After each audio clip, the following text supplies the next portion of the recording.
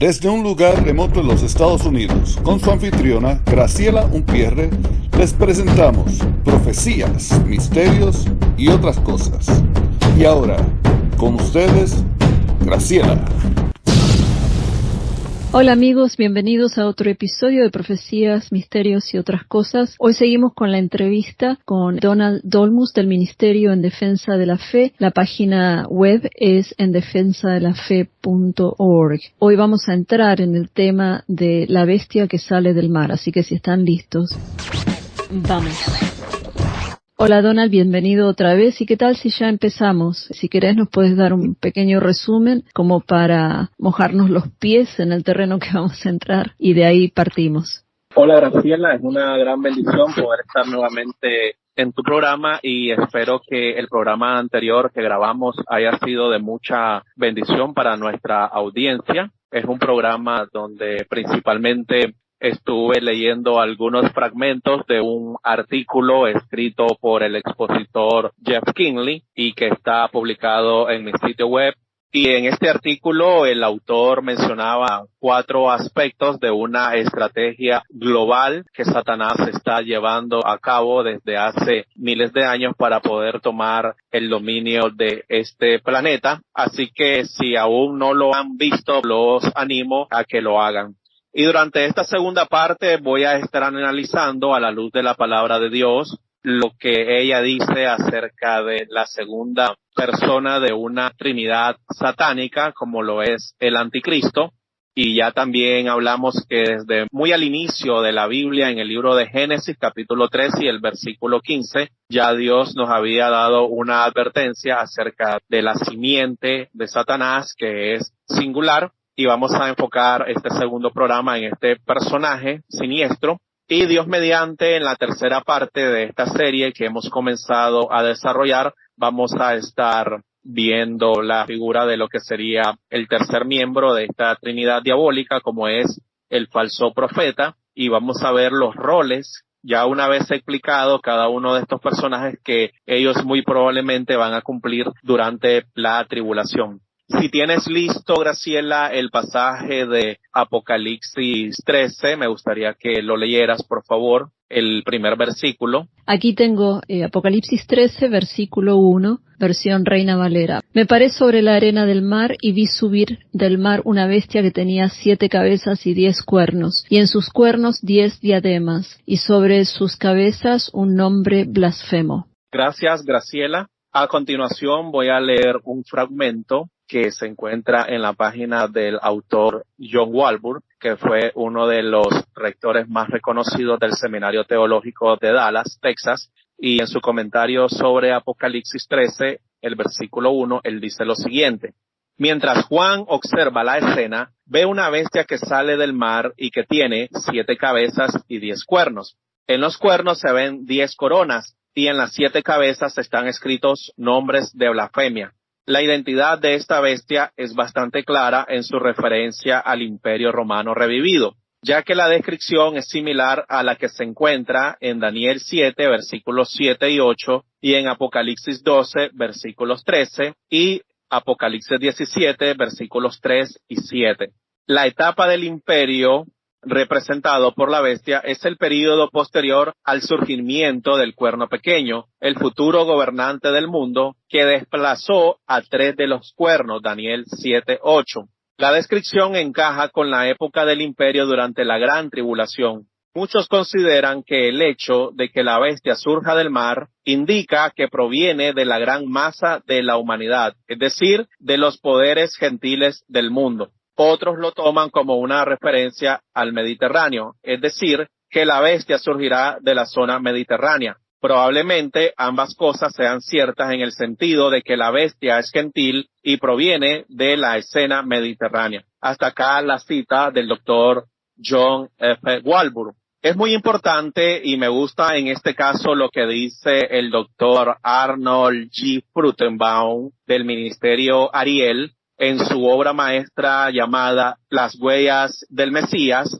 donde él presenta varias razones por las que este personaje del anticristo es gentil. Una de las mayores razones de peso para creer eso es que en este momento nos encontramos viviendo en ese periodo de tiempo que la Biblia lo llama los tiempos de los gentiles y que comenzaron con el Imperio Babilónico. Recordemos que el profeta Daniel recibe de parte del Señor una muestra del futuro y él puede ver, Daniel lo mira en forma de bestias, de una naturaleza violenta, de una naturaleza malvada, mientras que Nabucodonosor mira esta sucesión de imperios gentiles como una hermosa estatua que la cabeza estaba representada por el metal oro, representaba a Babilonia y al frente de este imperio estaba justamente el rey Nabucodonosor. Luego viene el pecho y los brazos que son de plata y era representado esta sección por el imperio medo-persa. Luego viene el muslo que es hecho de bronce. En esta sucesión sigue el imperio griego. Y el máximo representante del imperio griego fue Alejandro Magno, que murió muy joven. Luego su imperio se dividió entre 4 de sus comandantes y principalmente luego Daniel 11 describe una serie de guerras que se iban a producir entre la dinastía o entre los descendientes de 2 de sus generales, como era la del norte, los Seleucidas, y en la parte sur, en Egipto, el norte era Siria, el sur era Egipto, los Ptolomeos. Y Daniel en ese capítulo 11 va narrando con lujo de detalles lo que iba a pasar en las guerras entre los descendientes de estos 2 generales de Alejandro Magno. Y ya sabemos, creo que lo he mencionado en programas anteriores, que Daniel es uno de los libros más atacados porque los teólogos liberales, aquellos que no creen que la Biblia sea la inspirada, inerrante e infalible palabra de Dios, afirman de que Daniel fue escrito alrededor de 150 años antes de Cristo y no en el siglo VII, como creemos los teólogos conservadores. Y la razón que ellos dan es porque dicen que no hay manera de que Daniel haya escrito con tanta exactitud eventos de muchos siglos en el tiempo futuro y que Daniel escribió con mucha mayor precisión eventos futuros que lo que un historiador escribe eventos pasados. Y Daniel incluso en muchos seminarios, en muchos institutos y en muchas iglesias es atacado por teólogos liberales, principalmente aquellos que han sido influenciados por la escuela de la alta crítica alemana, que dicen que la Biblia no es la revelación de Dios al hombre, sino que es la búsqueda por parte del hombre de Dios y por lo tanto es un libro que está lleno de errores, mitos y fábulas. Luego, a continuación, viene el Imperio Romano representado por el metal de hierro. Luego hay una división entre el Imperio Oriental y el Imperio Romano Occidental. Y luego Daniel mira la formación, llega hasta los pies de esa estatua donde hay 10 dedos, 5 dedos en cada uno de los lados. Y en este sentido quiero leerles un extracto del capítulo 4 de un libro escrito por el escatólogo Bill Salus, que es uno de mis autores favoritos. Y en su libro que se llama Las profecías finales está el capítulo 4 que se llama Los 10 reyes en el periodo de la tribulación. Y voy a leer rápidamente algunos segmentos de ese capítulo.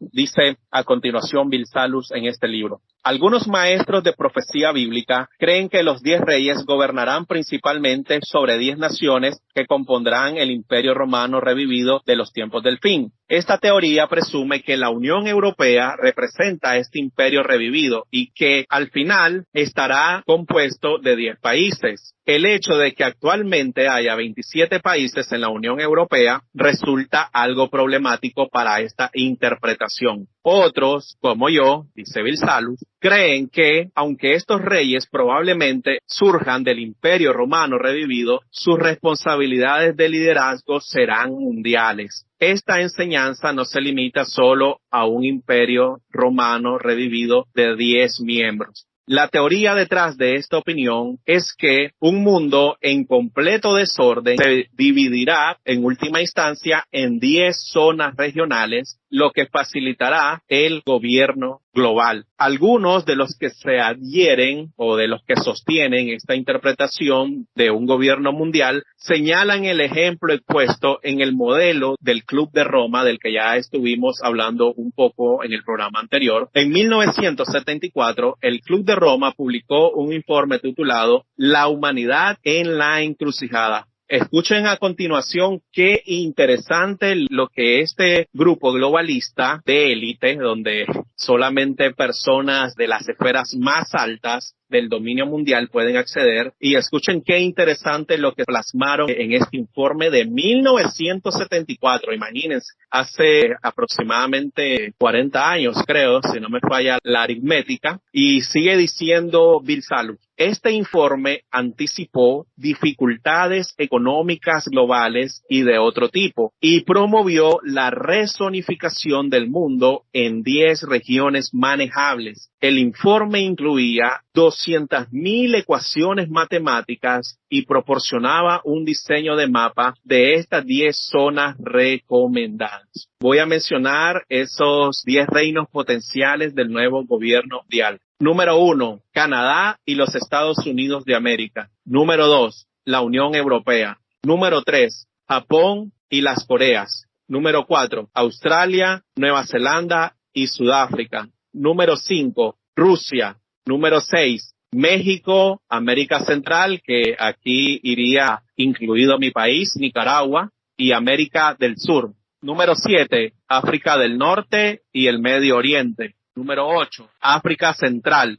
Número 9, India, Pakistán y el sudeste de Asia. Y número 10, China y Asia Central. Así que como podemos ver, pareciera que estos globalistas están leyendo el libro de Apocalipsis y es como que se inspiraran en ellos para desarrollar sus diabólicos planes. Es importante que sepamos y que mantengamos en cuenta porque hoy en día se escucha mucho sensacionalismo escatológico. Hay muchos expertos de Internet y expertos lo digo entre comillas de que están haciendo exégesis de periódico y ya algunos de ellos salen con las genialidades de que ya estamos viviendo durante el tiempo de la tribulación y a estas personas yo les digo que si ya estuviéramos viviendo en ese tiempo, yo no podría estar sentado en este momento con toda tranquilidad en mi oficina de acá de mi casa en Managua. Graciela no podría estar tampoco en su casa allá en los Estados Unidos y estamos grabando con relativa calma este programa porque lo que va a venir sobre la humanidad durante este tiempo se conoce técnicamente como la 70ª semana de años. Nosotros le llamamos simplemente la tribulación. Es un tiempo de horror sin precedentes en la historia de la humanidad. Recordemos también que en el programa anterior yo mencionaba que muy probablemente el anticristo va a surgir en una probable brecha de tiempo entre el arrebatamiento, que es un suceso inminente, eso quiere decir que puede suceder en cualquier momento, y el inicio de la tribulación. Entonces, cuando les empecé a mencionar el desarrollo de la sucesión de imperios gentiles, imperios que han tenido relación con Israel, yo les mencionaba de que esta figura de la bestia que sale del mar, y ya les leí esta brillante explicación que da el doctor John F. Walbur en este artículo, es que este personaje va a ser básicamente el último emperador del imperio gentil, de los tiempos de los gentiles que comenzaron desde el año aproximadamente 586, cuando el reino del sur, Judá, no aprende la lección de lo que le había pasado alrededor del año 722 al reino del norte, Israel, cuando es destruido y llevado cautivo por Asiria. El reino del sur, Judá, no siguió las advertencias de las voces proféticas que Dios levantó y son llevados cautivos por Nabucodonosor y luego pasan en Babilonia 70 años de cautividad hasta que finalmente el rey Ciro se muestra benevolente con la nación y permite que un remanente regresa y eso ustedes ustedes pueden leerlo en los libros de Esdras y Nehemías, de todo lo que pasó en ese regreso después de esos 70 años de cautividad. Y entonces podemos ver de que el anticristo va a ser un gentil. También Daniel 9, desde el 24 al 27, en lo que es una de las profecías más fundamentales de toda la Biblia, como es la revelación de las 70 semanas de años, que la recibe el profeta Daniel, que era muy estimado en la corte del concilio divino delante del Señor, y recibe esta revelación, no sin antes el ángel que lleva esta información tan estratégicamente importante para los siervos del Señor es impedido. Sale al encuentro de él el príncipe de Persia, lo cual nos muestra de que aún en estos momentos se está librando una guerra espiritual en las regiones celestes, lo que podríamos llamar el segundo cielo. Y la respuesta que Daniel había buscado había salido desde el día 1, pero tuvo que llegar Miguel, el arcángel que es especializado en los temas relacionados con la nación del pacto, la nación de Israel, y tuvo que llegar a apoyar al ángel que le dio la revelación de las 70 semanas de años a Daniel. Y ahí a este personaje se le llama el príncipe que ha de venir. No es el Mesías príncipe que es cortado después de la semana número 69, en ese intervalo, o mejor dicho, en ese paréntesis profético que es la iglesia, porque la iglesia es un paréntesis en el reloj profético de Dios. La iglesia no es un plan B. Dios ya desde la eternidad pasada sabía que la oferta legítima del reino que el Mesías iba a ofrecer en su primer venida iba a ser rechazada por el Israel nacional del siglo I. Mateo 12 nos muestra cómo en ese momento se produce el punto de no retorno de la nación cuando los líderes religiosos cometen el pecado imperdonable y dicen que Jesús está cometiendo todos esos milagros que probaban sus credenciales mesiánicas y lo acusan de que está haciendo esto por medio del poder de Belcebú. Entonces Mateo 12 nos muestra ese punto de inflexión. Por eso es que miramos que en Mateo 13 Jesús cambia su forma de enseñanza y empieza a enseñar en parábolas. En este sentido yo les recomiendo que en mi página web busquen el libro escrito por el doctor Andy Woods que se llama El reino que ha de venir, y en uno de los capítulos está explicado muy bien esto de lo que les estoy hablando, las parábolas de los misterios del reino. Entonces, en este pasaje de Daniel tenemos que diferenciar muy bien que hay dos príncipes. El príncipe Mesías, que iba a ser cortado, es lo mismo que nos dice Isaías 53, el siervo sufriente iba a morir por nuestros pecados, por los pecados del pueblo judío y por los pecados de los gentiles también. Sin embargo, hay un príncipe que ha de venir y que desciende del pueblo que destruyó Jerusalén. ¿Cuándo ocurrió esto? Esto ocurre en el año 70 después de Cristo, cuando las tropas romanas, lideradas por el general romano Tito, destruyen Jerusalén, destruyen el templo. El historiador judío Flavio Josefo dice que aproximadamente 1 millón o más de 1 millón de judíos fueron asesinados durante la destrucción del templo, y es en ese momento que el Israel nacional deja de existir. Recordemos que la iglesia había nacido algunos años antes, en la fiesta de Shavuot, en la fiesta de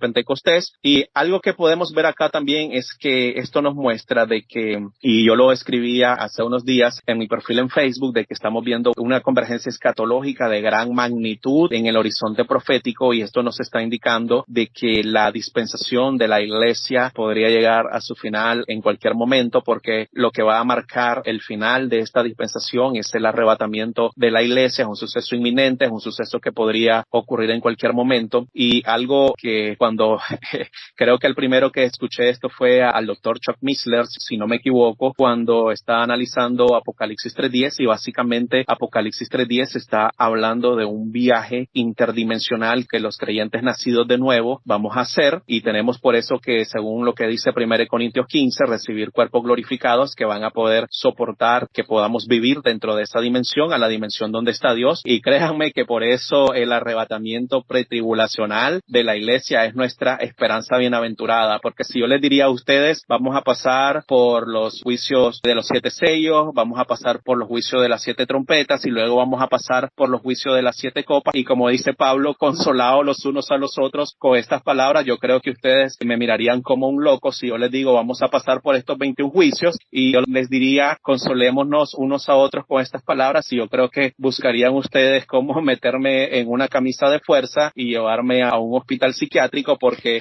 obviamente no nos consolaríamos de saber de que pasar por 21 juicios del derramamiento de la ira de Dios va a ser de consuelo para nosotros. Si como decimos acá los nicaragüenses, ya con solo esta leve tribulación momentánea de enfermedades, de problemas familiares, personales, a veces incluso problemas en nuestras iglesias locales, como decimos acá, nos las estamos viendo pálidas y chirizas, entonces ahora imagínense de que vayamos a pasar por todo ese tiempo tan horrible de lo que es la tribulación. Y bueno, Graciela, me he inspirado un poco, pero me gustaría cederte el micrófono para que hagas ahí alguno que otro comentario. Está bien, ¿no? Yo estaba toda entusiasmada escuchando también. Simplemente quería aclarar que se tienen que acordar los que nos escuchan que cuando se habla de la tribulación, lo que determina que empiece la tribulación es el pacto que va a firmar el hombre de pecado. Entonces, el problema es que mucha gente está diciendo, sí, ya estamos en la tribulación. Ok, pero si estamos en la tribulación, ¿cuándo se firmó ese pacto? En ningún momento. O sea, todas las cosas que se digan tienen que tener fundación en la palabra. Como decía tu pastor allá en Nicaragua, cuando lo escuché, cuando la persona dice, tuve sueños, tuve una visión, ok, denme el pasaje y el versículo que concuerda con eso. Esa es una de las cosas. La otra es que es cierto, lo que estamos pasando ahora es nada comparado a lo que se va a pasar en la época de la tribulación. La época de la tribulación es considerada la ira de Dios y hay varios pasajes que hablan que Dios nos saca, no nos deja pasar por esa ira. Entonces, habría una contradicción si empezamos a pasar por la ira de Dios. Tenemos que ser removidos, como dijo Pablo. ¿No se acuerdan que aquel que lo restringe al hombre de pecado tiene que ser removido? Porque el Espíritu Santo que mora en nosotros es lo único que lo está frenando un poco. Imagínense cuando todos seamos removidos, el enemigo va a estar gozoso de que tiene control total del mundo, ¿no? Sí, efectivamente. Y es importante también de que las personas se den cuenta de que este aumento en la propagación de información sobre el tema de los ovnis, los alienígenas, que se está viendo ya desde hace algunos años atrás, pero que ha aumentado mucho en los meses recientes, es porque dentro de los círculos de la nueva era, y yo menciono esto en un libro que traduje al español que se llama El rapto, verdad o ficción, que fue escrito por el doctor David Reagan, porque dentro de los círculos de la nueva era ya se está hablando acerca de una gran evacuación, de que básicamente van a venir estos alienígenas, estos extraterrestres y van a sacar del planeta a la gente nociva, a todos aquellos que no son progresivos y que están impidiendo el desarrollo, el salto de la humanidad hacia la deidad. Y entonces ellos están hablando acerca de estos conceptos de la gran evacuación. Y Satanás, el libro de Apocalipsis nos dice de que él conoce la Biblia, se la citó sacada de contexto a nuestro Señor Jesucristo en una muestra de gran atrevimiento, y bueno, Jesús tuvo que ponerlo en su lugar diciéndole escrito está, es decir, escrito está en su contexto lo siguiente, y ese es un llamado de alerta para cada uno de nosotros de que tenemos que estar cada día más fundamentados en la Biblia y no debemos dejarnos llevar por lo que personaje, llámese como se llame, o porque tenga los títulos más rimbombantes, pues tenemos que estar nosotros fundamentados en la palabra del Señor. En ese sentido, Graciela, creo que quizás vas a tener la oportunidad de incluir así como una imagen, la publicación que te mandé más temprano hoy acerca de no sé si será teólogo o pastor, un señor ahí de apellido Camino, que me fui, no pude resistir la urgencia y comenté, este señor Camino ya perdió el camino, pero la tontería, y nuestra audiencia va a poder ver eso, decía de que no tiene ninguna relevancia todos los avances que se están dando para la construcción de un tercer templo en Israel. Y bueno, no sé cómo reaccionaste tú cuando viste esa publicación que te envié, si me puedes comentar algo. Sí, cuando vi eso no lo podía creer, por un lado porque lo dicen con esa seguridad, ¿no? O sea, lo afirman con esa seguridad. Y siempre lo que viene a mi mente es, entonces hay que sacar pasajes de la Biblia. Hay que eliminar partes de la Biblia para que eso que la persona dice sea verdad. Porque vemos que en la palabra habla que el hombre de pecado se va a sentar en el templo y declararse Dios. Quiere decir que tiene que haber un templo. Eso es evidente. Y ahora no lo hay. Entonces, si ahora no lo hay, quiere decir que lo va a haber. porque es un evento futuro. Entonces, yo sinceramente cuando escucho a alguien predicar que no conozco y llego a un punto que dicen algo así, ya no puedo. Lo elimino y ya no lo escucho más. Por eso, hablando de eso, uno de nuestros seguidores me preguntó de Alducin. Años atrás yo lo había empezado a escuchar, pero vi que había cosas que estaban fuera de contexto que decía. Y de ahí lo dejé de escuchar. Nunca más lo escuché. Simplemente no pierdo tiempo con eso porque a mí me enoja, me da rabia que manipulen la palabra así. Porque una cosa, a medida que vamos creciendo nosotros en la fe, por supuesto cometemos errores. Pero a medida que uno va estudiando más, va aprendiendo más y va caminando por ese camino estrecho. Pero esta gente son gente que tienen plataformas donde llegan a miles de personas y no me explico por qué se desvían tanto de la palabra de Dios. Cuando vemos en Romanos 11 que Pablo dice, ¿acaso Dios acabó con Israel? No.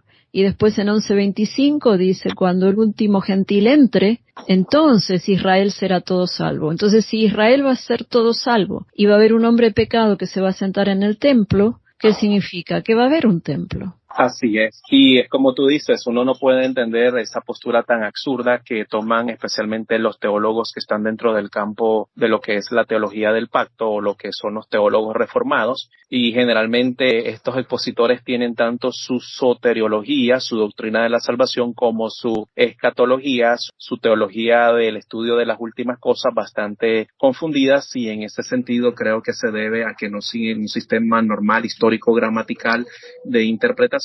Y para terminar este programa, pues yo quiero dejar a las personas que investiguen un poco más acerca de lo que es la regla de oro de la interpretación, que fue formulada por el doctor David L. Cooper, y la versión abreviada de esta regla dice lo siguiente: si el sentido llano de un pasaje tiene sentido, no le busque otro sentido, porque si no va a terminar con un sinsentido. Básicamente dice, va a terminar con una tontería, y es como quedan estos personajes que tienen tantos títulos, que han estado en tantos seminarios, incluso muchos de ellos son maestros, etcétera, pastores, y salen con estas tonterías donde básicamente están jugando a ser Dios, y es justamente porque tienen su escatología, como decimos acá en Nicaragua, por los aguacates. Es un solo más enredada que una cola de chancho. Y bueno, como tú dices, yo tomo esa misma posición, no vale la pena seguir a estos personajes, y también es importante que tengamos cuidado con todos aquellos que están estableciendo fechas para la venida del Señor. El Señor puede venir en cualquier momento, como dice 1 Corintios 15, algo que va a ocurrir en un átomos de tiempo, en un abrir y cerrar de ojos, y eso es lo que todos los creyentes nacidos de nuevos estamos esperando. El tiempo se nos ha ido como arena. Rapidísimo. Entre las manos. Creo que queda un tema para una o dos partes más sobre lo que es el segundo personaje de la Trinidad satánica, y quiero también abordar el tema de cómo es que muy probablemente el anticristo de la segunda mitad va a ser un Nephilim. Y bueno, espero que estos programas les estén gustando mucho, y más que gustarles, estén siendo de bendición para nuestra audiencia. Así que, Graciela, gracias por este espacio, y Dios mediante nos encontramos pronto para una tercera parte. Así es, y Maranata. Y gracias, Donald. Maranata.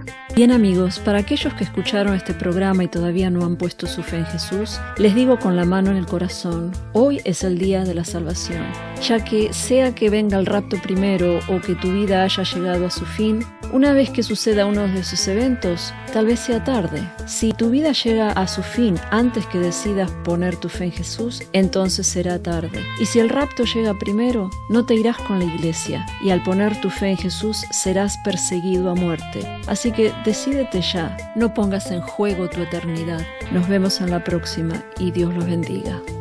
No se olviden de suscribirse al canal y apretar la campanita, así les avisarán cada vez que se publique un nuevo episodio. Esto fue Profecías, Misterios y otras cosas, cosas que no se predican del púlpito.